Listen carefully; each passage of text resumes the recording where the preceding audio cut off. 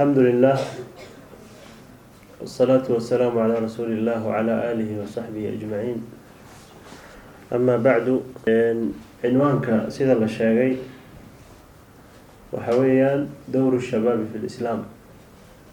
كان أنت لن يردوا إكليهين إسلامك فاسمع موضوع عسي وموضوع عاد بلارا ورنتي وقت بدن وباهن لأنه جوانب آد أفر بدن أيو تابنايا مركا وقتي أنا وعليري وحي إلهي نقوى فجيه أيان كدهينا بإذن الله تعالى. إلهي سبحانه وتعالى وحليه هي لتركبن طبقا عن طبق. آياتك الوحكوليه هي هو الذي خلقكم من ضعف ثم جعل من بعد ضعف قوة ثم جعل من بعد قوة ضعفا وشيبة يخلق ما يشاء وهو العليم القدير. لبدأس أيضا إلهي سبحانه وتعالى وحكوت المامايا قفك بني آدم كأه إن مرايو مراحل حليك لدوان انت وأدونك جوهو إيو كهر انت أوسن أدونك إيمانين بقى.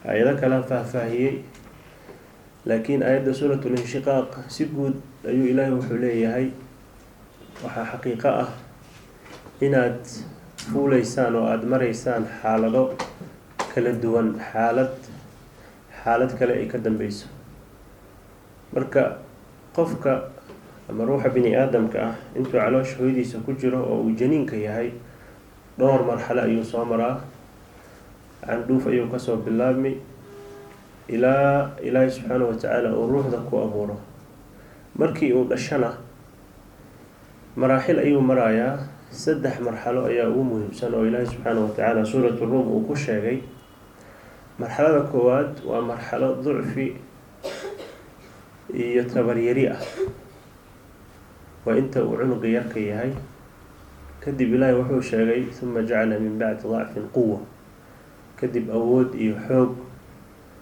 يتبر أيو إلهي سبحانه وتعالى إذن يلي أيو ليه كدبناه ومرحلة قدام بيسا يقفك ونولانا يدوك انتو جوغو ثم جعل من بعد ضعف قوة ثم جعل من بعد قوة ضعفا وشيبة ضعيف نمو يقبو يدقني ما كدام بيسا مرحلة أن ربنا إنا كهذا الله ومرحلة أصبحت وإلهي سبحانه وتعالى وكشاقي إنا يتهي مرحلة أود وحوك ونساس واقع سيدو موجينايو قفك دان يرضى وحوك بدن يهي وفي فرعون يهي ونشاطين يهي حماس بدنا كجرو وحا كجرو تضحية بدن إنو بحيه ونفتي سحة وهرو مبدأ أي وحا وآمن سيهي مركز سيفودد وآن كفيرسة شالهين ayuu naftiisa ugu bixinayaa sidaas ayayna ahayd weligeed saasna way noqon doontaa. walidaalika marxaladaas nolosha qofka muslim ha noqdo ama gaal ha noqdo muhiim ayay u tahay qofkii raba inuu wax noqdo mustaqbalka kan adduunyo iyo midka aakhiraba. marxaladaas hadduu sidii la rabay uu ugu faa'iidaysto wax wuu noqon karaa, hadafkiisa wuu gaari karaa. haddii uu ciyaar iyo maxaanku idhaahdaaye waqti lumis isaga ciyaarana khasaaradiisa weeyaan adduun iyo aakhiro. marka marxalada ayada ah waa marxalo qofka aan gaarinna oo ilmaha yarka ah uu tamaninayo oo uu rabo inuu gaaro. qofkii inta gaaray dhaafayna uu jeclaanayo oo uu tamaninayo in loo celiyo, mana loo celin karo. alaa layta shabaaba yacuudu yowman فأخبره بما فعل المشيب. marka waxay muujinaysaa waxa kan oo qofka aan gaarinna uu rabo kan dhaafayna uu rabo in lagu soo celiyo muhiimadda iyo ahamiyadda ay leedahay. waana sidaas marka waxay sheegaan marxalada ayada ah waa goormay ka bilaabataa, goormaysay ku eg tahay. khilaaf badan ayaa ka jiro, laakiin waxa ugu dhow qofka markuu qaan gaaro laga bilaabo ilaa 40 sano inta u dhaxaysa ayaa la dhihi karaa waa marxalada dhalinyarnimada. qaara 33 iyo waxaas ku sheega, laakiin sidaas ayaa ugu dhow.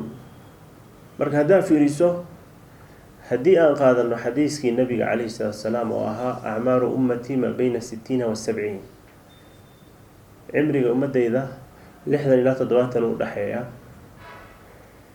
aan u qaybina marka marxalatu tufuula waxa loo yaqaano qofka intuu caruurta yahay marka laga saaro, markuu gaboobo oo uu duq noqdana laga saaro, inta u dhaxaysa saddexda marxalo waa marxalada ugu dheer cimri ahaan.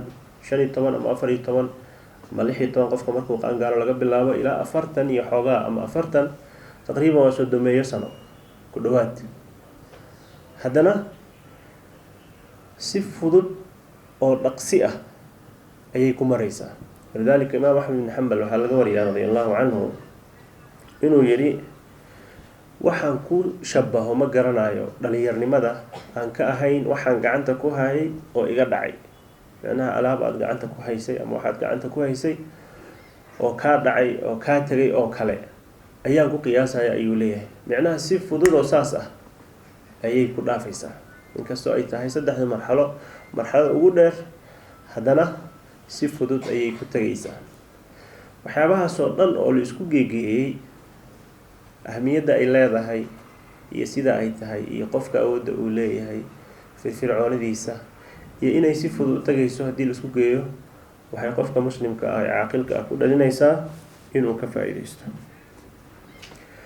marka marxaladaas inay tahay marxalada ugu muhiimsan nolosha qofka la iskuma haysto. naftiisa ha noqoto, bulshadiisa ha noqoto, ama ummadiisa guud ahaan, iyo weliba caalamka oo dhan. qofkii raba inuu wax ka bedelo, naftiisa laga bilaabo, reerkiisa, beesha uu ka dhashay, bulshada uu dhex nool yahay, maxaanku yidhaahdaa ummadiisa islaamka ah iyo caalamka oo dhan, hadduu rabo qofka inuu wax ka bedelo, wax kusoo biiriyo, waxaa muhiim ah marxalada ayada ah inuu si fiican oga faa'iidaysto. walidaalika diinteena islaamka marxalada ayada ah mudnaan gooni ayay siisa. waxaa ka mid ah aayadaha micnahaas faa'iideynayo. ilaahay subxaanahu watacaala suuratu lkahfi ayuu wuxuu ku ammaanay wiilal dhalinyaro ah. wuxuu ku ammaanay markuu qisadooda sheegayo, wuxuu sheegay horta inay yihiin fitya, wiilal dhalinyaro ah oo da-yar. aayad kale ilaahay wuxuu ku leeyahay innahum fityatun aamanuu birabbihim wazidnaahum hudan. waa dhalinyaro da-yar ah oo ilaahay subxaanahu watacaala si dhaba u rumeeyey. kadib ilaahay wuxuu leeyahay waxaan u siyaadinay hanuun iyo hidaayo. marka wiilashaasi waxay ku kaceen oo ay kasoo horjeesteen dulmiga iyo diin la-aanta xilligaas jirtay ayay ku kaceen oo ay diideen. dad badan oo ayaga laga yaabo inay ka caqli badan yihiin, ka cilmi badan yihiin, waa joogeen, laakiin ayaga ayaa isu taagay in ay diidaan dulmiga isaga ah, in ay diidaan gaalnimadaas oo ay diintooda la cararaan. walidaalika ilaahay wuxuu ku ammaanay inay ahaayeen dhalinyaro yaryar oo ilaahay subxaanahu watacaala uu hanuunkaas siiyey. sidoo kale xadiiska caanka ah ee nabiga calayhi salaatu wasalaam uu sheegay 7 ruux in ay harka ilaahay subxaanahu watacaala harsan doonaan. qofka labaad oo ilaahay uu sheegay waxa weeyaan washaabun nasha'a fii cibaadati rabbi. waa qof dhalinyaro ah oo cibaadada ilaahay ku koray. oday lama dhihin, ilmo yar lama dhihin, waxaa la yidhi washaabun nasha'a fii cibaadati rabbi. waxay daliil u tahay marxalada ayada ah in ay adag tahay qofka in uu isku celiyo oo isku reebo cibaadada ilaahay subxaanahu watacaala, muqriyaadka iyo xoogga iyo shahwada iyo waxaasoo aada u badan darteeda. marka qofka hadduu isxakameeyo oo uu masaajidka iyo daacada ilaahay subxaanahu watacaala uu isku soo celiyo, waxay daliil u tahay in ilaahay subxaanahu watacaala uu khayr la doonay, wuxuuna mutaystay inuu ka mid noqdo kuwaas ilaahay subxaanahu watacaala uu harkiisa harsan doona maalinta qiyaamo oo aan har kale jirin harka ilaahay maahane subxaanahu wa tacaala. marka walaalayaal saan soo tilmaanayba ahmiyadaas dhalinyarnimada ay leedahay sharaa'icda ilaahay oo dhan subxaanahu wa tacaala way ku caddahay. walidaalika dhalinyaradu waa rajada ummadda, waa dadkii wax bedeli lahaa, waa dadkii fasaadka jira islaaxin lahaa oo hagaajin lahaa. weligeedna saasay ahayd, haddana waa saas ayayna noqon doontaa. waxaa daliil u arrinkaas nebiyada ilaahay subxaanahu wa tacaala iyo rususha oo dadka wax hagaajiya madax u ah. nebi ilaahay markuu soo diraayo muxuu usoo dirayaa wixii fasaad oo markaa jira in lala diriro oo la hagaajiyo. ujeedada ugu weyn waa saas, way ugu weyn tahay shirkiga in la zuuliyo, towxiidka ilaahay subxaanahu wa tacaala in dhulka lagu raajiyo. walidaalika dadkaas muslixiinta ah ee ambiyada iyo rususha ay madaxda u yihiin, ilaahay subxaanahu wa tacaala markuu soo diraayo wuxuu u xushay dhalinyaro. nebiyada kulligooda ama badankooda waxay ahayd markuu ilaahay soo diraayo dad dhalinyaro ah. athar ibn cabaas laga wariyo wuxuu leeyahay maa bacatha allahu nabiyan ilaa shaaban walaa uutiya alcilma caalimun ilaa wahuwa shaab. ilaahay subxaanahu wa tacaala nebi ma soo saaro ilaa isagoo dhalinyaro ah ayuu soo saaraa. waan arki doonaa tusaalaha. qofna cilmi lama siiyo, ilaahay cilmi ma siiyo ilaa isagoo dhalinyaro ah ayuu siiya ayuu yidhi ibn cabaas radia allahu canhuma. markaasuu wuxuu akhriyey qaaluu samicnaa fatan yadkuruhum yuqaalu lahu ibraahim. qisada nabiyullaahi ibraahim calayhi salaam markii uu isu taagay qoomkiisa oo uu la diriray oo uu towxiidka ugu yeeray, shirkigana ooga digay, oo uu ku dhiiraday liannahu nin dhalinyaruu ahaaye in uu asnaamtii ay caabudayeen uu burburiyo. markii ay iswarsanaayeen maalin ciid ay ahayd, meel bay tageen, markay soo noqdeen waxay u yimaadeen asnaamtii oo burbursan. waa isweydiiyeen marka man facala hada biaalihatina, yaa waxaa kan ku sameeyey? waxay yidhaahdeen samicnaa fatan yadkuruhum yuqaalu lahu ibraahim.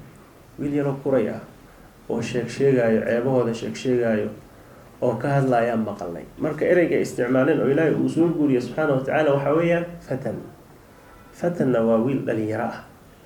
taas waxay daliil u tahay nebi ibraahim markuu ilaahay nebinimada siiyey inuu ahaa wiil dhalinyaro ah.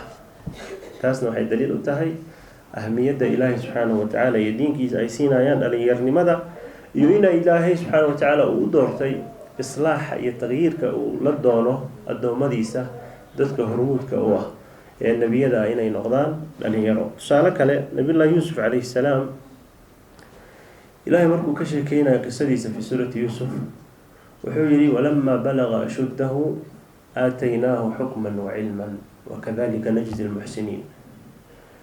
markii uu xooggiisa gaadhay ayaan siinay ayuu yidhi xukmi iyo cilmi.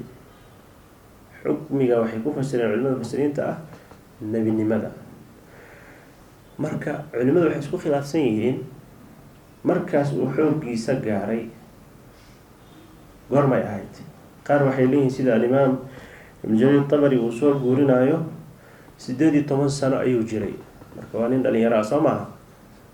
kuwa ugu badan waxay leeyihiin wuxuu jiray 33 sano, ilaa qaar ba waxay gaarsiiyaan 40. marka waa marxaladii aan ku sheegnay inay tahay marxalada dhalinyarnimo. nabiyullaahi ibraahim waa soo aragnay inuu dhalinyaro ahaa, yuusufna waa kan ilaahay uu sheegayo inuu dhalinyaro ahaa. sidoo kale nabiyullaahi muusa fi suurati alqasas walamaa balaga ashuddahu wastawaa aataynaahu xukman wa cilman wakadalika najzi lmuxsiniin. isagana wuxuu ahaa nin dhalinyaro ah. nabiyullaahi yaxya calayhi salaam dhowr tusaalaha soo qaadanaynaa. wuxuu leeyahay ilaahi subxaanahu wa tacaala yaa yaxya khudi lkitaaba biquwa fi suurati maryam wa aataynaahu lxukma sabiya. xukmiga waxaan siinay ayuu leeyahay isagoo yar oo sabi ah. xukmiga waxaa laga wadaa ilay cilmi mufasiriinta kama fi tafsiiri iljaalaaleyn, nebinimada ayaa laga wadaa. marka isagoo aada u yar ayuu ilaahi subxaanahu wa tacaala nebinimada siiyey. nabiyullaahi moxamed calayhi salaatu wasalaam markii ilaahay uu soo saarayay nin dhalinyaro ayuu ahaa sax kam kaana cumruhu meeqa sano jiray 40 axsanta walidaalika nabiga calayhi salaatu wasalaam dhalinyaro ayuu ahaa fi hada almafhuum anas wuxuu leeyahy radi allahu canhu nabiyullaahi محمد عليه الصلاة والسلام أيها سوق قابلي أسجى أو قداشي سأفدي أبو بكر رضي الله عنه وحليه وأبو بكر شيخ يعرف ونبي الله صلى الله عليه وسلم شاب لا يعرف لبضل مركي قاديد كوذا صارناين أبو بكر مركي مدينة إيماناين وحجري وأن الشيخ ولا يقالوا nabigaase nin dhalinyaro ayuu ahaa sala allahu calayhi wasalam oo aan la garanaynin marka xadiiskaas wuxuu daliil u yahay nabiga calayhi salaatu wasalaam isagana inuu dhalinyaro ahaa khilaaf ayaa ku jira siduu abubakar oo aan ognahay sida kusoo arooray fi saxiix muslim nabiga inuu 2 sano ka dambeeyey عليه السلام عمري النبي أنا أقول أنت حديث كسر فائدين يا أبو بكر يا عمر أبو بكر يا نبي أبو بكر إنه كيري هاي حديث كنا وحموجنا يا إنه أبو بكر وين خلاف كأسجع وحاول الله بكرتان وكهل لي الحافظ ابن حجر رحمه الله في كتابه فتح الباري خلاف كأس ماشي عصور النقطة وحو كيري فيريا يعني وجدد وحويا نقول إن سوق هريو حديث إمام البخاري وصوص عليه ونن صحابي وأنس رضي الله عنه نبي أبو كشيغايو إنه يهي من دليرا نبي دليرا عليه السلام عيسى سيدوك موسى يوسف يحيى إبراهيم إلى آخره هير ابن عباس ويري نبي ضل وهذا دليرا تصبح موجنا يسامرك أهمية هي مدنان شريعة الإسلام شريعة الإسلام كمرك لأنها شرائع إلهي ودوا إسلام ay siisay dhalinyarnimada waxay gaarsiisay in dadka muslixiinta ahaa ee ilaahay uu doortay inay adduunka wax ka bedelaan dadka hormuudka u ahaa ee nabiyada iyo rususha laga soo xusho dad dhalinyaro ah soo taas daliil uma ahan in dhalinyarnimadu ay muhiim tahay waa daliil cad intaa keliya ma ahan dadka wax islaaxiyo weligood waxay ahayn dad dhalinyaro ah laga bilaabo atbaacu rusul nabiga marka la soo saaray calayhi salaatu wasalaam ama nabiyada marka la soo saaro waxa ugu horeeya ee diintooda qaata waxay ahaayeen dad dhalinyaro ah walidaalika ilaahi subxaanahu watacaala wuxuu ku leeyahay fi suurati yunis famaa aamana limuusa ilaa duriyatun min qowmih nabiyullaahi muusa waxaa uu rumeeyey wiilal dhalinyaro ah oo nabiyullaahi muusa qoyska uu ka dhashay reer bani israa'iil marka ilaahay wuxuu isticmaalay subxaanahu watacaala ereyga ah duriya fasiriinta waxay leeyihiin waa dhalinyaro waliba imaamu sicdi wuxuu leeyahay wuxuu ilaahay subxaanahu watacaala dhalinyarada ugu dooray inay noqdaan dadka raacsan ama ku degdega inay raacaan nabiyada ayaga aqbalid og xaqa u hoggaansan og xaqa macnaa waxaan haddii uu arko inuu xaq yahay cidna ma kala tashanayo isla markii go-aan ayuu qaadanayaa casiimo ayuu leeyahay wuu qaadanayaa mabda-i haddana wuxuu diyaar u yahay inuu mabda asaga ah naftiisa uu huro oo uu dhinto sidaas ayuu leeyahay waxaa intaa ka duwan oo arrinkaa ka duwan odayaasha qofka odayga ah wixii uu ku ayoolay wuxuu ku gaboobay oo uu kusoo weynaaday sidii looga fujin lahaa way adag tahay walidaalika quraysh odayaasha quraysheed ee waagii nabiga calayhi salaatu wasalaam lasoo saaray talin jiray badankooda waxay ku dhinteen gaalnimada weligoodna sidaas ayay ahaayeen qur-aanka markaa fiirisaan qisooyinka u dhaxeeya nebiyada iyo qoomkooda ilaahay markuu ka sheekeeyo oo nebiga uu dacwadiisa uu guto waxaa isla markii ka hor imaanaya dad ilaahay uu ku sheegay inay yihiin almala waa madaxda qofka markuu madaxtinimo gaarana waa markuu marxalada dhalinyarnimada uu ka baxay sidoo kale saxaabada ridwaanullaahi calayhim ee nebiga rumeeyey garabka u noqday naftooda u huray, xoolahooda u huray, waddankooda u huray, diintan si aan caadi ahayn usoo shaqeeyey oo na soo gaarsiiyey waxay ahaayeen rag dhalinyaro ah. waxaa arrinkaa daliil u ah Mucaad ibni Jabal radiallahu canhu oo nabiga calayhi salaatu wasalaam uu ku sheegay inuu yahay aclamu hadihi lumma bilxalaali walxaraam. wuxuu ahaa nin dhalinyaro ah, 18 sano markuu jiray ayuu soo islaamay. ninka qur-aanka ugu aqrinta badan wuxuu ahaa Ubay ibni Kacb radiallahu canhu. wuxuu ahaa nin dhalinyaro ah. ninka axaadiista nabiga calayhi salaatu wasalaam ugu xifdinta badnaa wuxuu ahaa Abu Hurayra, nin dhalinyaro ayuu ahaa. ninka dhaxalka iyo cilmigaas ugu aqoonta badnaa wuxuu ahaa Zayd ibni Thaabit radiallahu canhu, nin dhalinyaro u ahaa. ninka qadaha iyo xukunka ugu aqoonta badnaa wuxuu ahaa Cali radiallahu canhu, nin dhalinyaro u ahaa. bal waxaa kugu filan 10 nin ee ugu horeeya fadiilada iyo sharafka iyo karaamada ee ummaddan oo nabiga calayhi salaatu wasalaam uu jannada ugu bishaareeyey. kulligood markay soo islaamayeen oo Abubakar ugu horeeyey waxay ahaayeen dhalinyaro. 5 ayaga ka mid ah 20 sano maba ay gaarinba. adi meeqa sanaa jirtaa sheekh? mise gabdhaha ku maqla wax shoonaysa iska dhaafa sheegi, baxar ma geli karne. ayaga gabdhaha moogta ayaga cimrigooda ma sheegayaan. hadday ku shukaansadaan oo aad dhahdo meeqa sanaa jirtaa, waxaas maa la isweydiiyay kudhihi soo maha, weli ma lagu dhah isku weydiinin. marka 5 ka mid ah alcasharatu lmubashara lahum biljanna 20 sano way ka yaraayeen. waa Cali iyo Zubayr iyo Sacd iyo Talha iyo Saciid ibni Zayd. kulli taariikhdooda u noqda, siiradooda akhriya. markay soo islaamayeen 20 sano way ka yaraayeen.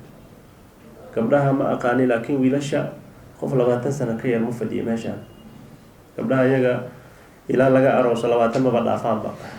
20kooda waxaa la gaaraa un markii la guursado kadib 20 jira kaga bilaabay. marka walaalayaal, arrinkaas waxay muujinaysaa dadkii hormuudka ahaa ee diintan usoo shaqeeyey oo ku mutay in janno loogu bishaareeyo hadday dhalinyaro ahaayeen, muhiimadda iyo ahmiyadda dhalinyarnimadu ay ku leedahay diinta islaamka. jiilu saxaaba keliya ma aha, waqtigaa ciriiri ah maahane jiilu taabiciin saas oo kale, dadka cilmiga bartay ee jihaaday ee dadaalka badan bixiyey waxay ahaayeen taabiciinta. marka annaga waxaan u baahannahay, taabiciinta waxay ahaayeen dhalinyaraa ka wadaan. annaga marka waxaan u baahannahay dadka ayaga ah siiradooda inaan akhrino, saxaabada siiradooda inaan akhrino.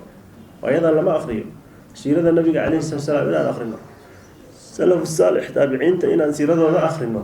waxyaabo badan oo fawaa'id adduun iyo aakhiro ah ayaad kala soo dhexbaxaysaa. walidaalika dadkaas kulligood waxay ahaayeen ama badankooda saxaabada nabiga calayhi salaatu wasalaam dhalinyaray ahaayeen.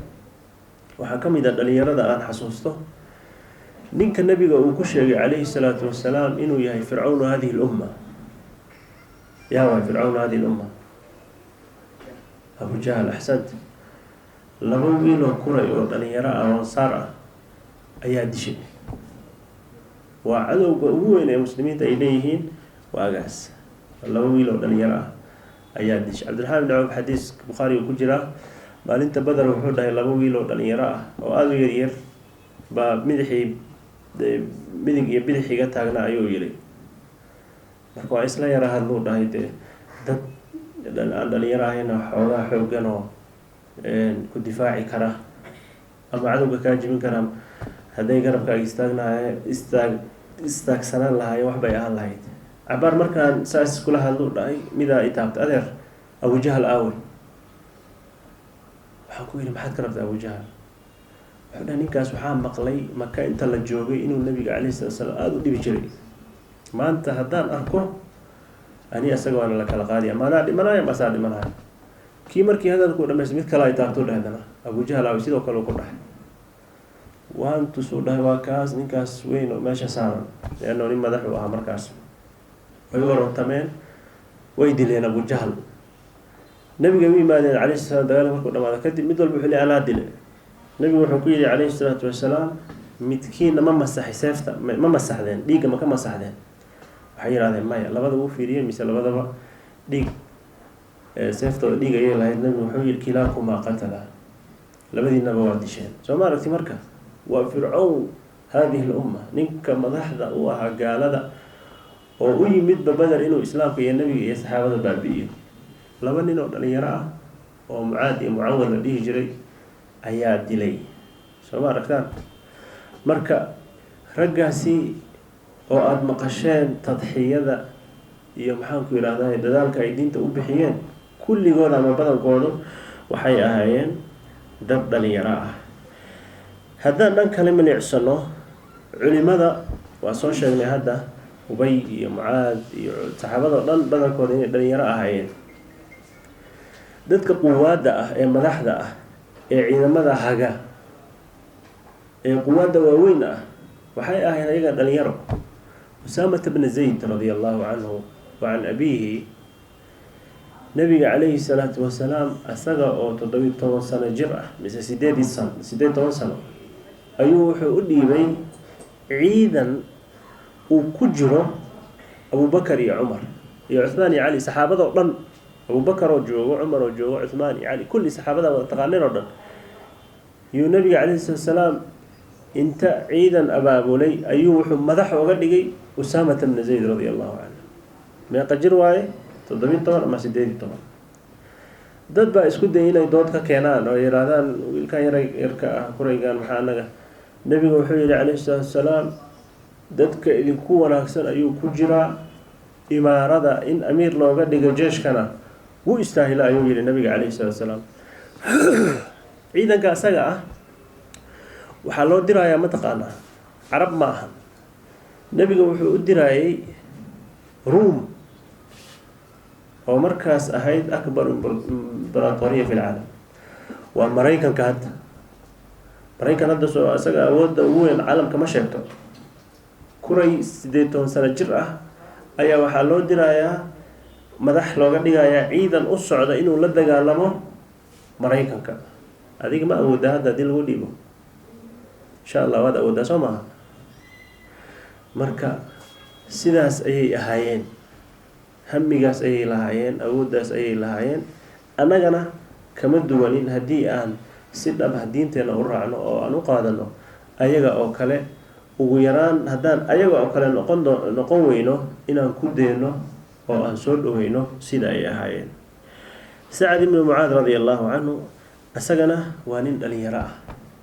ninkan qisadiisa waa cajiib asagoo horta 30 sano jir ayuu soo islaamay markuu soo islaamayay qoyska uu ka dhashay asaga ayaa ugaas u ahaa 6 sano kaliya ayuu muslim ahaa markuu dhimanayay radiyallahu anhu nabiga wuxuu yiri calayhi salaatu wasalaam ihtazza lahu arshur rahman arshiga ilaahay ayaa u gilgishay geeridiisa waa nin dhalinyaro ah 36 sano 36 sano kaliya ayuu jiray 6 sano kaliya ayuu islaamka ku noolaa haddana markuu dhimanayay intaasoo malaa'ig oo aad u fara badan ayaa janaasadiisa xambaaraysay meel aan cagdhigu waayo dhahay nabiga calayhi salaatu wasalaam marka nin dhalinyaro ahaa annagoo kaleeta ah 36 sano 6 sano kaliya ayuuna muslim ahaa Sa'd radiyallahu anhu haddii aad dhahdaan dadkaasi waa saxaabo waa carab nabiga soo tarbiyay ila aakhirihi namaadij aad u fara badan iyo tusaalooyin aad u fara badan ayaa ku jirta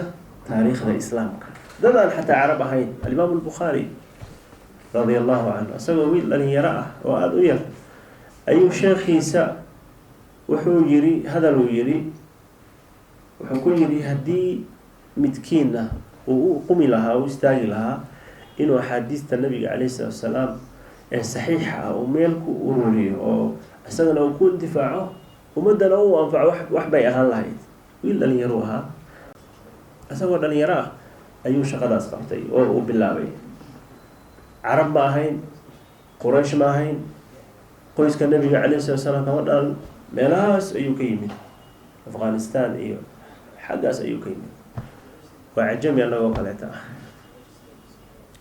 طيب سيبويه ما مقشين ninka la dhaho Sibawayh soo maqleen سيبويه وإمام النحو وعالم العربية نينك أساقنا نين عربة ماهين مركي سي هوري wuxuu isku dayay inuu barto cilmiga xadiiska xamaad ibn salama sheekhi la dhihi jiray oo nin faadil ah ayaa maalin uu xadiiska khalday shaqalku khalday uu ku ceebay wuxuu ku yiri niyo saas ma ahane waa saas wuxuu ballan qaaday wuxuu yiri waxaan baranayaa cilmi aadan mar kale luqada carabiga ah igula qabsanayno waad dhaheen waa qalantay go'aan uu gaaray wuxuu tagay al-Khaliil ibn Ahmed al-Farahidi cilmigii wuxuu ka dhaxlay carabiyada naxwada iyo sarfiga ila aakhirih heer uu ka gaaray uu qoro kitaab la dhaho al-kitab magac kale ma laha waa kitaab kasto qoro moogta kitaab la dhaha kiisa wax ma la raaciyo kitaab hebel ma la dhahay waa kitaab u baa la dhihi al-kitab lianahu wuxuu ku ururiyay usuusha iyo carabiyada wixii ku saabsan oo dhan asaga looga dambeeyaa nin caraba ma ahayn ninkaas waxaa la yaab leh markuu dhimanayay meeqa sano uu jiray ma taqaanaa 32 sano 32 sano soo ma 32 sano keliya ayuu jiray imaam Shaafici ma maqasheen konton iyo xoogaa ama konton sano uu jiray imaam Shaafici ee taqaaneen kulli wasaas marka taariikhdooda akhrisid waxaad la kulmaysaa arrin cajiib oo yaab ah waxa kamid ah waxaan soo xushay dhowr tusaale oo aan carab ahayn Imam al-Bukhari carab maahan Sibawayh carab ma rahmatullahi alayhim amthiladu aad ay badan tahay waana qasday inaan kala duwo cilmi iyo jihaad iyo mayaadiin kala duwan inaan keeno Qutuz ma maqasheen ninka la dhaho Sayfuddin al-Malik al-Muzaffar Mahmud ibn Mamdud ibn Khawarizm Shah Qutuz magaca asaga ah ama ereygaas luqad carabiya ma aha waa luqada tataarka nimanka dhigi jira ma qasheen muslimiinta eberka ka dhigay nimankaas uu ka dhashay nimankaas ayaa u bixiyay magacaas Qutuz luqadooda waxa lagu dhahaa al-kalb al-ashras ama al-kalb al-sharis ayga daran ay ku magacaabeen ninkaas asaga ah markiisii hore qoys wuxuu ka dhashay boqortooyo ah laakiin nimankaas soo duulay tataarka waa la qafaashay isagoo yar oo 5 jir ah waxa la keenay Sham meelahaas Afghanistan iyo meelahaas laga keenay nina laga gaday adoon ahaan hadana mid kala sii gatay wuu socday markii dambe wuxuu ku dambeeyay Masar dawladul mamalik dawladii la dhihi jiray soo socday ayuu wuxuu gaaray inuu ka noqdo boqorka dawladaas hal sano kaliya ayuu madax ahaa markii dambe la dili doonaa macraka faasila ah oo aad wada taqaanaan Aynu Jaaluud macrakad Aynu Jaaluud ee gaaladii tataar lagu jabiyay wadamadii islaamka ee waagaas jirana laga saaray ayuu asaga hogaaminayay oo ku dhiiraday inuu la dagaalamo tataarka la sheegayo imbratoriya aad u weyn waay markaas waxay haysteen caalamka oo dhan taqriiban laga soo bilaabo Korea galbeedka ilaa iyo Poland meeshaan hadda la dhaho oo Russia u dhow waa Yurubta koonfureed maya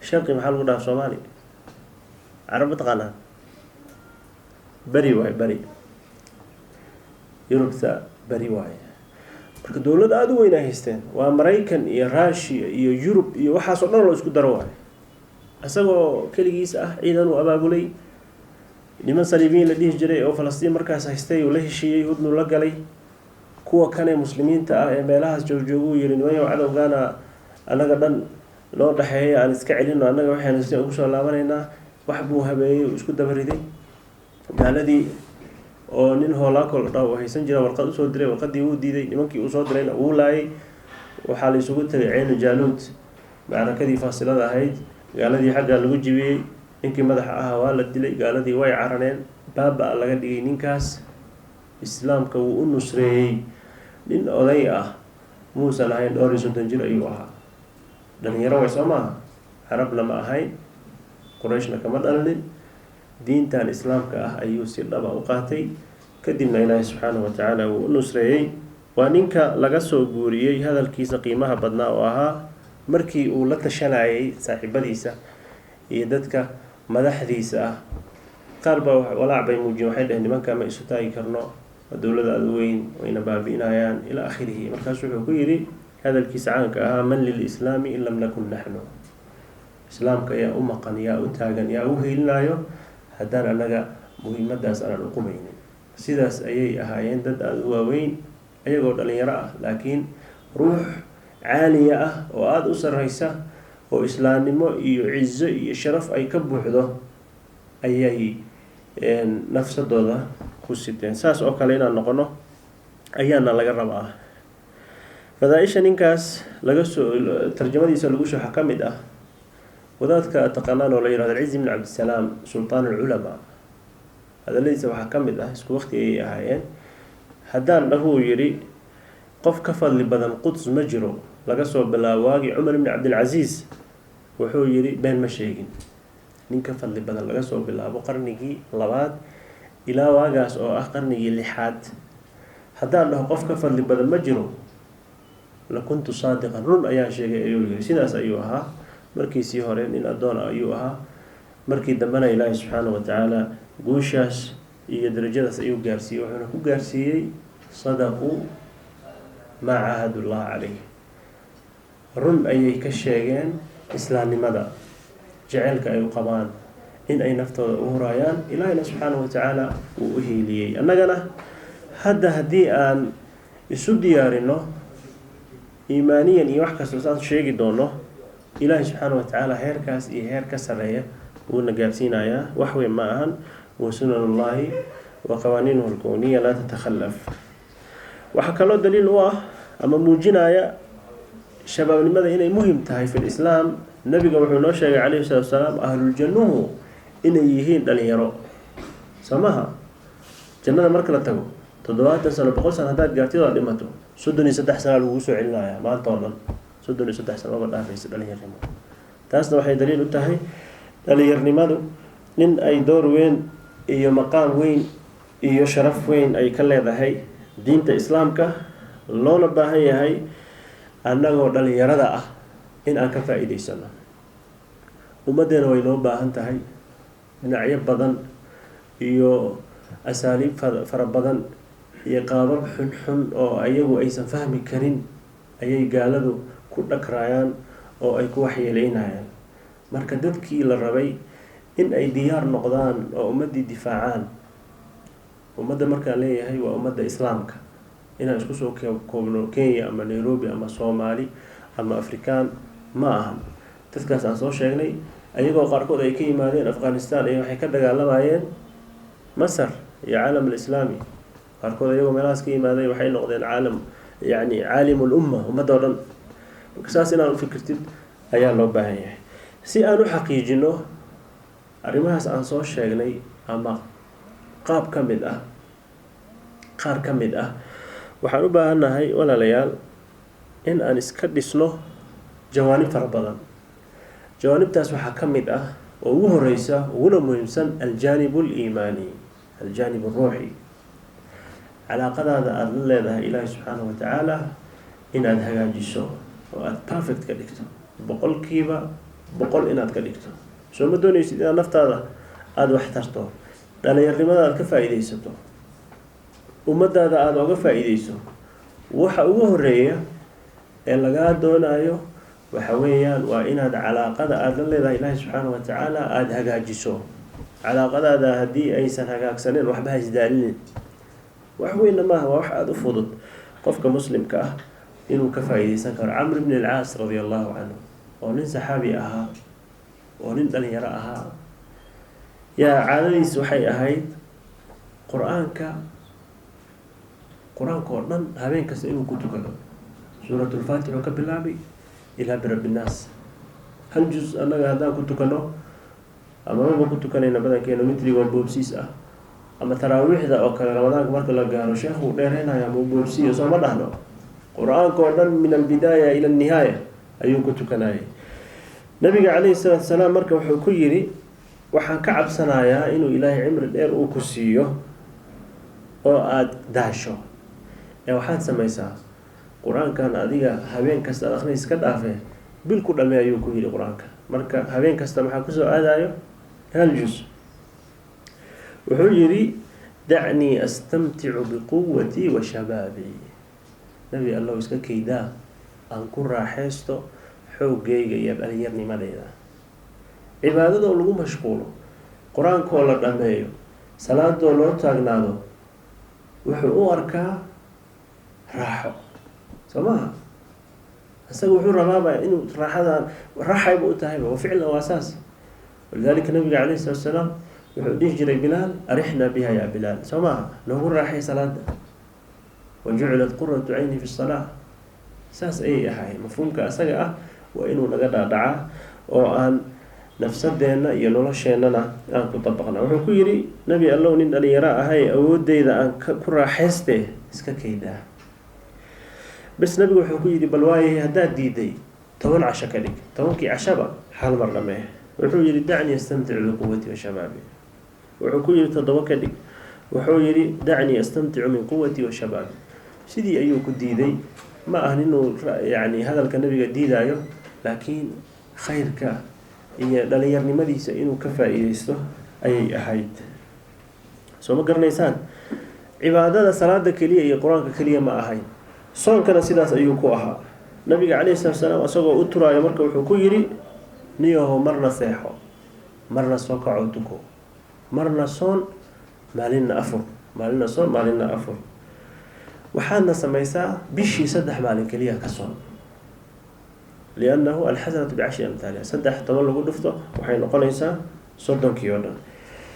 taladaas markuu nabiga usoo jeediyey wuxuu ku yidhi, liannahu nin dhalinyaro ahaaye, innii utiiqu afdala min dalik, intaas ka badan ayaa awooda nabi allow. 3 maalin keliya ma ahani, ka badana awooda, nin dhalinyaro ahay. nabiga wuxuu ku yidhi calayhi salaatu wasalaam fasum yowman waftir yowmayn, hal maalin soon 2 maalinna afur. wuxuu ku yidhi innii utiiqu afdala min dalik. wuxuu ku yidhi markii dambe fasum yowman wa aftir yowman fadalika siyaamu daawud calayhi salaam wa afdalu siyaam, maalinna soon maalinna afur. sidaas ayaana ugu fiican, waana soonka nabiyullaahi daawuud calayhi salaatu wasalaam. markaasuu wuxuu ku yidhi nebi allow intaas ka badana awooda aniga, hal maalin la soomo hal maalin la afur wax weyn maaha, waa awooda aniga intaas ka badan, dhalinyaro ahay, aan ka faa'iidaysto waqtigeyga iyo dhalinyarnimadeyda. nabigu wuxuu ku yidhi laa afdala min dalik, wax ka fiican mala. soo ma aragti, ninka asaga dhalinyarnimadiisa oo dhan wuxuu rabaa inuu geliyo cibaado iyo inuu ku hagaajiyo calaaqada asaga iyo ilaahay subxaanahu watacaala u dhaxayso. marka walaalayaal, asaga keliya ma ahayna, saxaabada oo dhan sidaas ayay ugu raaxaysan jireen cibaadada ilaahay subxaanahu watacaala oo noocyo badan leh. annaga hadda maxaan ku raaxaysanaa? akhi adi magacaa boos magacaa waxa ugu fiican ee ugu raaxaysanaysa maca PlayStation 4. xalay ma daawatay ciyaarta ya? adigana highlight-kaa fiirsatay adigana walaalayaal de inaa iskhiyaano maamuud. kulley hadda salaad iyo waxaas raaxadeena ma ku jirtee. adiga maalan haddaan dhaho raaxadeyda waxay ku jirtaa kubadda inaan daawado. xalay waxaa ciyaaraya Senegal iyo Algeria, soo maaheen? hal iyo eberay ku badiyeen, soo maaheen? soo ma aragti. marka runta iska sheega, haddii annaga raaxadeyna ay tahay banooni la fiirsado haddaan wiilan lahay, gabdha haddaan nahayna musalsalaadka oo hindida.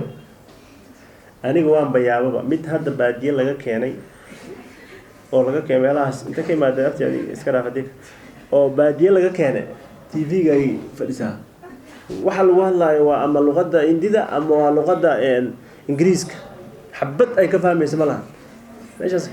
way fahmi maanta markii aad aragtid, haddana waxaad arkaysaa iyadoo mid moogtahay ninkii saasay balahaa balaayikii gabadhii ashirita waxaa saasay samayso, wayba ka sheekeyni say u fahmayaan kaala sheeg.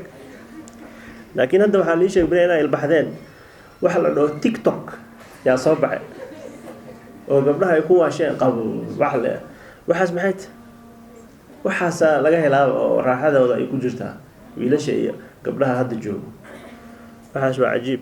Snapchat iyo Facebook iyo wuxuu ilaahay ogyahay. waxaa laga yaabaa saacado fara badan inuu ku jiro, haba ku jiree wax khayr u ah adduunkiisa ama aakhiradiisa ma ku mashquulayo ma ku dhameynayo maanta oo dhan waxaa laga inuu fiirsado kilibyo dadka ay ku qoslayaan oo maaweeleysi ah wax saas oo kaleeta ah waxaas raaxo ma aha waqtigaagu aad iska lumiso waaye waxaa laga yaabaa beri ka maalin inay kugu noqoto xasrad iyo ciqaab walidaalika xasan albasri radia allahu canhu kuwaas waxaaba ka daranba kuwa waqtigooda moogtahay mubaaxaadka iyo waxaas barooni la fiirsada iyo haddaysan salaadiya ka tagsiinaynin ku mashquuliya oo ku lumiya oo raaxadooda ay saas tahay kuwa waxay ka helaanba macaasi iyo muxaramaad gabdhaha islaamka inuu afar laad casho kaansado ee raaxadiis ku jirta war maxaad haysaa mid masaajidna keen wuu shaqo abaayo beeb balaayo maanta oo dhan ama filimaan xun waxaas aad gabdhaha waa saas moogta gabdhaha waa saas iyaga laftooda walaal guurso xaasaan leh mid labaad noqonaa mid labaad leh mid saddexaad noqonaa waa ii doolan tahay walaal mid afraad noqonaa afraad xataa hadaa dhahdo qaarkood walaal wax ma ii fiirist maxaa ku fiirini ala fiirina ma jiro afar naag waa xirant way jiraan daydan idinka idinku dhicin alxamdulillah dhaha marka walaalayaal waxaa fiican dhalinyarnimadeena inaan uga faa'iideysano waxa anaga noo roon mujtamaceena u roon adduun iyo aakhiro walidaalika xasan albasri radia allahu canhu wuxuu leeyahay yaa macshara ashabaab calaykum bilaakhira fatlubuuha aakhiro hamigiina ha noqdo aakhiro maxaa lagu heli cibaadada ilaahay soo maayo iimaanka iska saxdo cibaadada ilaahay oo salaad iyo soon iyo wanaag oo la isfaro sadaqoon la baxsado tasbiixda salliga nabiga aad u fara badan nimcooyinka ilaahay uuna siiyey oo ugu weyn waxaa ka mid ah inuu cibaadooyinka noo kala duway adiga haddaad salaada ka daasho soona kuu furan soon haddaad ka daasho dikriga kuu furan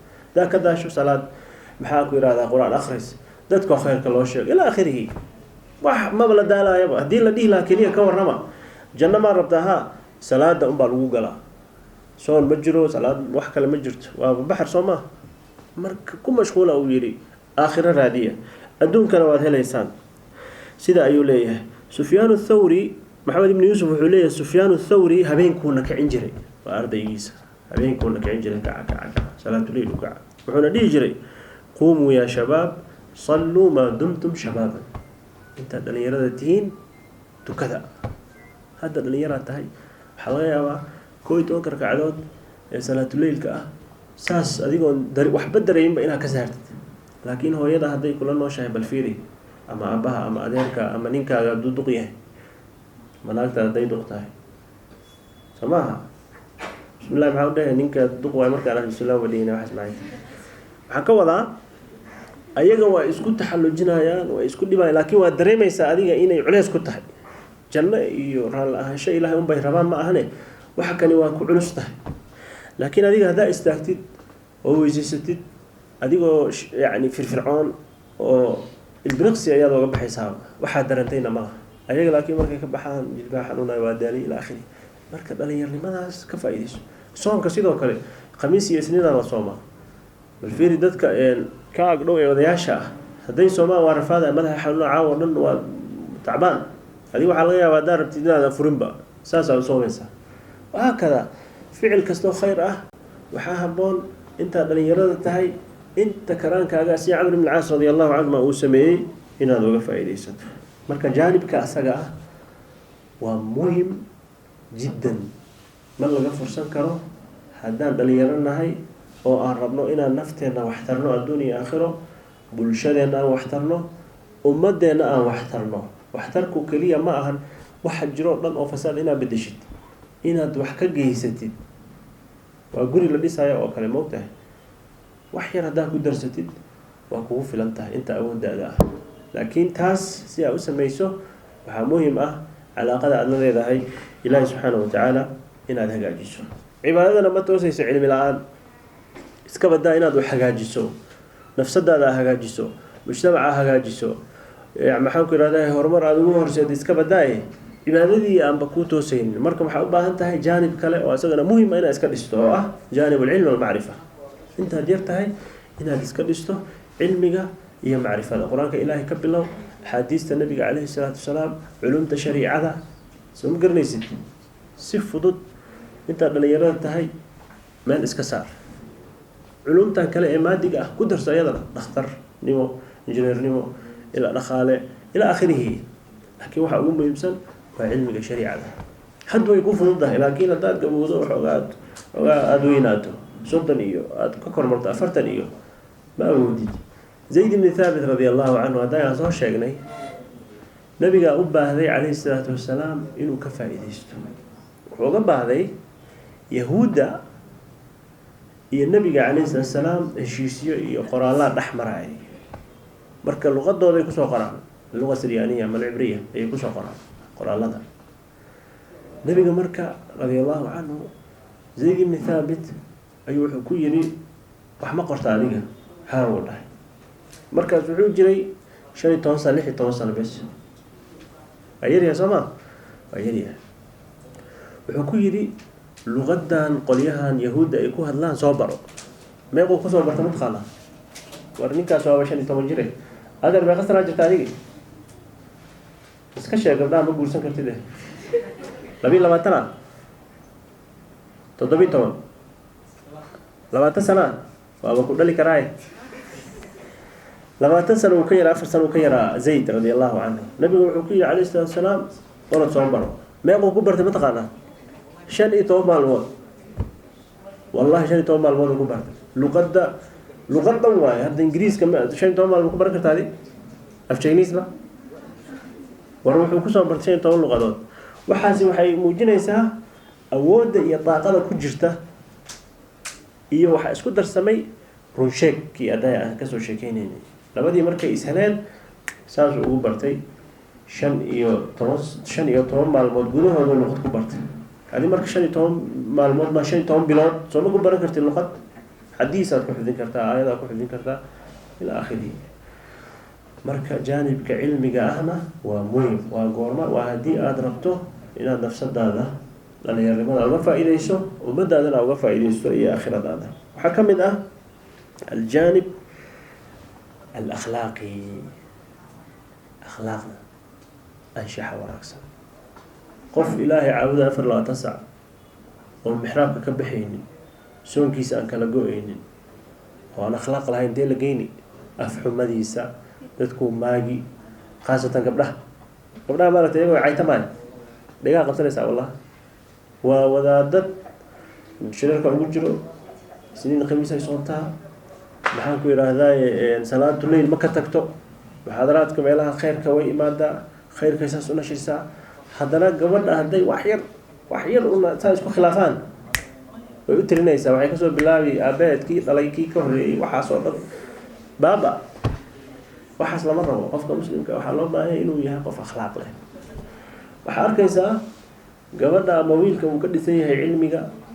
cibaadada uu ka dhisan yahay ilaa heer akhlaaq ma laha meelahaas uu boodaayo munkaraadka iyo heesaha iyo showga meelaha lagu dhigo iyo waxaas u dhex boodaa arrintaas iyada ah waa khatar akhlaaqda diinta islaamku waxay ka joogtaa boos aad u weyn heer nabiga uu dhahay salaam inama bu'ithu li utammi masalih al-akhlaq waxyaabaha ugu muhiimsan ee soo saaray waxa kamid ah dabeecadaha wanaagsan ee qurxoon inaad dhameystiro walidaalika qofka hadii uu cibaado iyo cilmi dhaansan yahay dhankana uusan akhlaaq lahayn naartu gali nabiga alayhi salaam sheegay waxa loo sheegay haweeney soom badan salaad badan oo laakiin carabkeeda uu saliid yahay umada ilaahay ma ka fakanayaan hiya fi an-nar wa nabiga alayhi salaam mid kale waxa loo sheegay salaadeeda xaalkeeda ilaahay isku ogeey mashil xaal ah soonkeeda laakiin dabeecad wanaagsan hiya fi al-janna wa nabiga alayhi salaam marka akhlaaqda jaanib akhlaaqda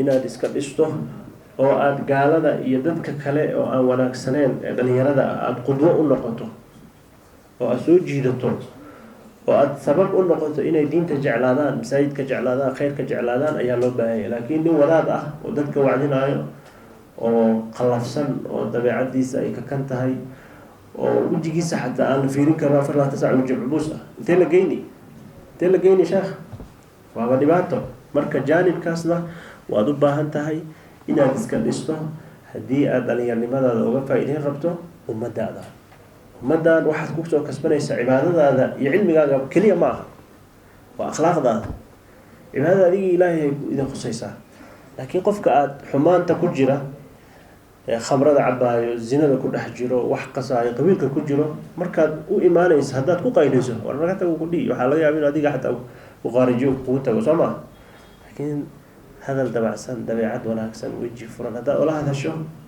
kusoo raaci lidalika jaanibkaasna waa muhim waxaa kaloo muhim ah aljaanib addacawi cilmiga laga buuxo cibaadada kaale arag laakiin qof naga xaasisan ilaahay ma abuurin xaasid hadduu jiro anaga waay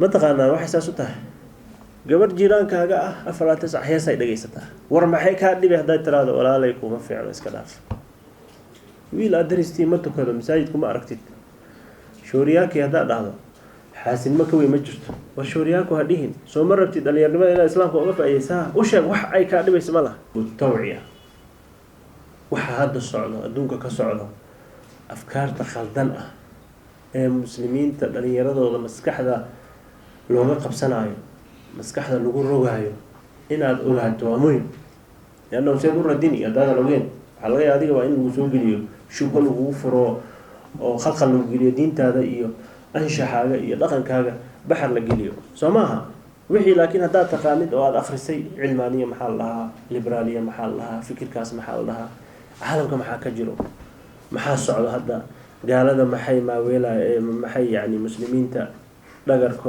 dhagartooda iyo ilaa akhirihi salaatu wassalaam lan tazuula ibn mascuud iyo mucaad ibn inta waa laga wariyaa lan tazuula qadama cabdin yowma alqiyaama xataa yus'ala can 4 arrimood adoon lagu weydiinin meesha ma ka dhaqaaqaysa qiyaamaha waxaa kow ah can cumrihi fiima afnaa cumrigaaga meesha aada ku dhamaysay soo maaha cumriga haddii la dhalinyarnimo ku jirtaa way ku jirtaa maalinta lagu dhalay lagu abuuray ilaa maalintaa dhimanaysa way ku jirtaa dhalinyarnimo way ku jirtaa haddana nabigu wuxuu yidhi wa can shabaabihi fiima ablaa marka waa laba su-aal cimrigana way soo gelaysaa dhalinyarnimada si gooni ayaa lagu weydiinaya liannahu waa nimco weyn waa marxalo muhim asaan soo sheegnay qof kasta waxaa laga rabaa marka su-aashaas inuu u diyaarsado jawaab inuu u diyaarsado waqtigiisa uga faa'iidaysto sidii nabiga uu sheegay calayhi salaatu wasalaam ilaahi subxaana wa tacaala waxaan weydiisanaynaa inuu khayrka nawaafajiyo